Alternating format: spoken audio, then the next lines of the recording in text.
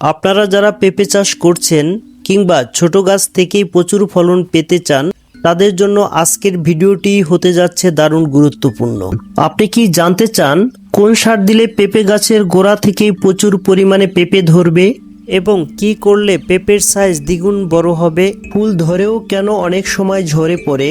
আজকের ভিডিওতে তৈরি করব অত্যন্ত কার্যকর ও পরীক্ষিত জৈব দ্রবণ, যেগুলো সঠিক নিয়মে গাছে প্রয়োগ করলে ফুল ঝরা একেবারেই কমে যাবে আর ফলন আগের তুলনায় 10 গুণ পর্যন্ত বেশি। কিন্তু একটা বিষয় খুবই গুরুত্বপূর্ণ, এই ভিডিওর প্রতিটি ধাপ সঠিকভাবে অনুসরণ করতে হবে। একটি ছোট্ট ভুলেই আপনার পুরো মৌসুমের পরিশ্রম নষ্ট হয়ে যেতে পারে। তাই বন্ধুরা, ভিডিওটি একদম শেষ পর্যন্ত দেখুন, কারণ শেষের টিপসেই হতে পারে আপনার সফলতার চাবিকাঠি। আর চলুন আর দেরি না করে ভিডিওটি শুরু করা যাক। এই খাবারটি তৈরি করার জন্য 5টি উপাদান নিয়েছি, যেমন চা পাতা, হলুদের গুঁড়া, সরিষার খৈল, অ্যালোভেরা ও গুড়। আমি এখানে নতুন চা পাতা নিয়েছি 4 চামচের 3 চামচ। যদি ব্যবহার করা চা পাতা ব্যবহার করেন তাহলে এর 3 গুণ ব্যবহার করতে হবে। চা পাতার মধ্যে আছে প্রচুর পরিমাণে অনুখাদ্য এবং অল্প পরিমাণ নাইট্রোজেন, যা গাছের জন্য খুবই উপযোগী। এরপর যে উপকরণটি দেখতে পাচ্ছেন সেটি হলো সবার পরিচিত অ্যালোভেরা। এর পাশে যে উপকরণটি দেখতে পাচ্ছেন সেটি হলো সরিষার খৈল। এই সরিষার খৈল একটা গাছের জন্য অপরিহার্য খাবার, যেটি আমরা সবাই জানি। এর পাশাপাশি অন্য একটি উপাদান মিশাবো, সেটি হলো হলুদ। গাছের বিভিন্ন রকম ফাঙ্গাল অ্যাটাক আটকাতে কিন্তু এই হলুদ সক্ষম। সবশেষ উপাদানটি হলো গুড়। আপনি ইচ্ছা করলে চিটা গুড় অথবা পাটালি গুড় ব্যবহার করতে পারেন। প্রথমে অ্যালোভেরার ডাল দুটিকে কেটে টুকরো টুকরো করে নিতে হবে। এরপর একটি বালতির মধ্যে 5 লিটার পানি নিয়ে তার মধ্যে এক এক করে সবগুলো উপাদান দিয়ে দেব।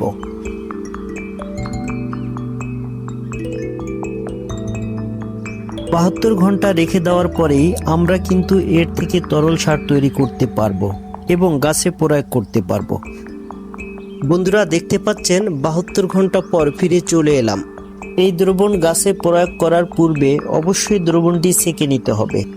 আপনারা যে ধরনের উপকরণ দেখতে পাচ্ছেন সেটি সরাসরি গাছে প্রয়োগ করলে গাছে ফাঙ্গাস ও নানা ধরনের পোকামাকড়ে আক্রমণ করতে পারে। তাই একটি ছাঁকনির সাহায্যে দ্রবণটি ছেঁকে নিয়েছি। এভাবে প্রস্তুত সার আপনি 15 থেকে 20 দিন পর্যন্ত সংরক্ষণ করে ব্যবহার করতে পারবেন। যেভাবে ব্যবহার করবেন: 1 লিটার তরল সার 5 থেকে 7 লিটার পানিতে মিশিয়ে পাতলা করুন। 15 থেকে 20 দিন পর পর প্রয়োগ করুন। বন্ধুরা, এখানে একটি গুরুত্বপূর্ণ বিষয় আপনাদের জানাতে চাই। অনেকে প্রশ্ন করেন, পেঁপে গাছে যখন প্রচুর পেঁপে ধরে এবং ফলগুলো বড় হয়ে যায় তখন কেন গাছের ডগা কেটে দেওয়া হয়? দেখুন, গাছের ডগা থাকলে গাছের উপরের দিকে বাড়তেই থাকে, কিন্তু ডগা কেটে দিলে গাছের বাড়ন্ত বন্ধ হয় এবং গাছের সব খাবার সরাসরি পেঁপের দিকে চলে যায়। এর ফলে পেঁপে বড় হয়, ভারী এবং ঝরে পড়ার সমস্যা অনেক কমে যায়। এছাড়া গাছ খাটো ও মজবুত থাকে, বাতাসে হেলে পড়ে না। সবচেয়ে ভালো সময় হলো যখন গাছে 8 থেকে 12টি পেঁপে ভালোভাবে সেট হয়ে নারিকেল সাইজের মতো হয়ে যায়। তবে খেয়াল রাখবেন, ছোট গাছে বা কম ফল থাকলে কখনোই ডগা কাটবেন না।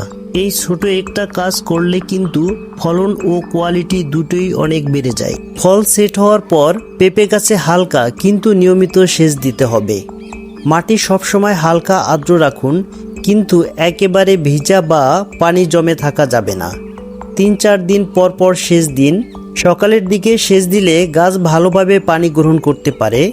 বেশি পানি দিলে শিকড় পচে যেতে পারে, আর কম পানি দিলে ফল ছোট হয়ে যাবে। সাথে খেয়াল রাখবেন, পানি দেওয়ার পর গাছের গোড়ায় যেন পানি জমে না থাকে। ঠিকভাবে সেচ দিলে আপনার পেঁপে হবে বড় এবং রসালো। পেঁপে চাষের সময় অনেকেই একটি বড় সমস্যার মুখোমুখি হন, আর সেটি হলো মোজাইক ভাইরাস ও মিলিবাগের আক্রমণ। এই দুইটি সমস্যা যদি সময় মতো নিয়ন্ত্রণ করা না যায় তাহলে পেঁপে গাছের বৃদ্ধি কমে যায় এবং ফলন অনেকটাই কমে যায়। প্রথমে বলি মোজাইক ভাইরাসের লক্ষণ সম্পর্কে। যদি দেখেন পেঁপে গাছের পাতায় হলুদ ও সবুজ মিশ্রিত দাগ পড়েছে, পাতা কুঁকড়ে যাচ্ছে বা বিকৃত হয়ে যাচ্ছে, তাহলে বুঝতে হবে গাছে মোজাইক ভাইরাসের আক্রমণ হয়েছে। এই ভাইরাস সাধারণত সাদামাছি বা অ্যাফিড পোকার মাধ্যমে ছড়ায়। তাই এমন লক্ষণ দেখা গেলে দ্রুত আক্রান্ত গাছটি তুলে ফেলে দিতে হবে এবং আশেপাশের গাছে পোকা দমনের ব্যবস্থা নিতে হবে। আরেকটি বড় সমস্যা হলো মিলিবাগ পোকা। এই পোকাগুলো সাধারণত পেঁপে গাছের ডাল, পাতা ও ফলের গায়ে সাদা তুলার মতো জমে থাকে এবং গাছের রস শোষণ করে খায়। ফলে গাছ দুর্বল হয়ে যায়, পাতা হলুদ হয়ে যায় এবং ফলন কমে যায়। এই সমস্যা থেকে বাঁচতে হলে নিয়মিত গাছ পর্যবেক্ষণ করতে হবে। মিলিবাগ দেখা দিলে প্রথমত হাত দিয়ে বা পানির জোরে ধুয়ে ফেলতে হবে। আশা করি আজকের ভিডিওটি আপনাদের উপকারে এসেছে। ভিডিওটি ভালো লাগলে লাইক দিন, শেয়ার করুন এবং নতুন নতুন কৃষি বিষয়ক ভিডিও পেতে আমাদের চ্যানেল সাবস্ক্রাইব করুন। ধন্যবাদ।